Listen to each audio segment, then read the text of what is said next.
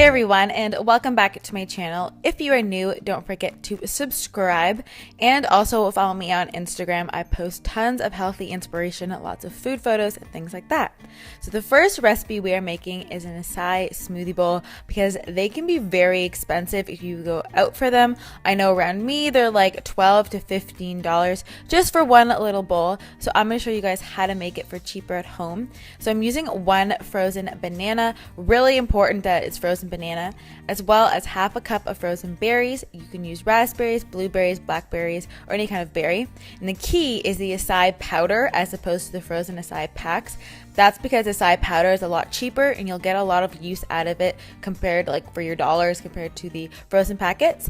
And then I'm putting in 1/4 cup of almond milk, and it's important to keep the liquids to a minimum so that you get this nice thick and creamy acai bowl and it's not like too thin and then all your toppings will just sink into it.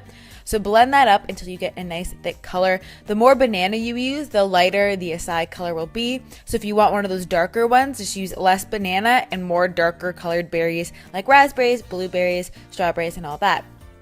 And then I'm just topping it with some banana and some strawberry. And the price breakdown for each ingredient will be in the description box in case you guys want to see and how I priced everything out and things like that. And then I'm also putting on some hemp hearts. These are great. They got omega-3s and healthy fats, as well as a spoonful of peanut butter. It just tastes amazing, and it also has great healthy fats. So I made this whole bowl with all the ingredients and the toppings for $2.49, which is really affordable. Oh, and I added in a 1/4 cup of granola as well, but it's a super affordable way to make acai bowls at home. Next up, we're making this roasted cauliflower salad. This is so yummy and rich and creamy. It reminds me of a lot of those salads you can get at Whole Foods or those like really fancy like salad places. So I'm using some cauliflower and I'm going to be cutting that up into larger chunks. And then I'm going to be putting that onto a greased baking sheet and I'm going to bake that at 400 degrees for about 20 minutes. But I'm going to also salt it with some salt, obviously, and a little drizzle of olive oil. And I assume in these recipes you have things like salt and olive oil, so I don't include that in the price. And also using some chickpeas to add to the salad, and again a drizzle of olive oil and a little sprinkling of paprika to give them a bit of flavor. And then while those are in the oven roasting, I am going to be cutting up some kale, and I am roasting it, I don't know if I said that, but 350 for like 30 minutes. And I'm going to chop up some kale while that's in there and use some lemon, which will help break down the kale and make it not as bitter. And I like using kale in this recipe because it has a lot more nutrients and it's a lot more nutrient dense than lighter colored leaves. But if you prefer, I think the next best thing would be spinach. Spinach also has a high nutrient content. Basically anything other than iceberg will work really well and give you a lot of nutrients. And then once everything's done, I'm just putting that on the top of my bowl.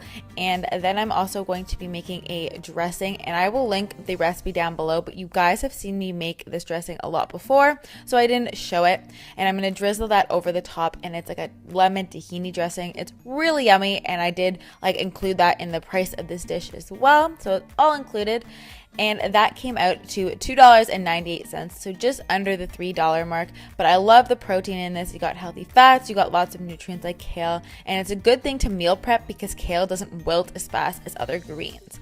And lastly, I thought I would show you another one of my potato boat creations because sweet potatoes can be a really great cheap alternative. So I'm going to be roasting that for 50 minutes at 400 degrees. I'm just wrapping it in some tin foil. While that is cooking, or near when that's done, I'm going to be cutting up an avocado for some great healthy fats. And I just love, I know I did another sweet potato boat recipe in my last cheap recipes, but I just love using a sweet potato and then changing up the toppings and the fillings because it's a really, really inexpensive way to get in some good, healthy, complex carbs. And then I'm going to be also frying up an egg for some added protein into this as well.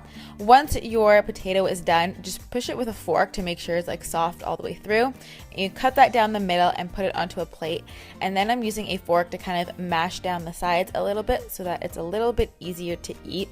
You don't have to do this, but it makes it a lot easier to eat if you just mash it up a bit. And then I'm layering it with some of the avocado. So I'm only using half of an avocado just for the price point.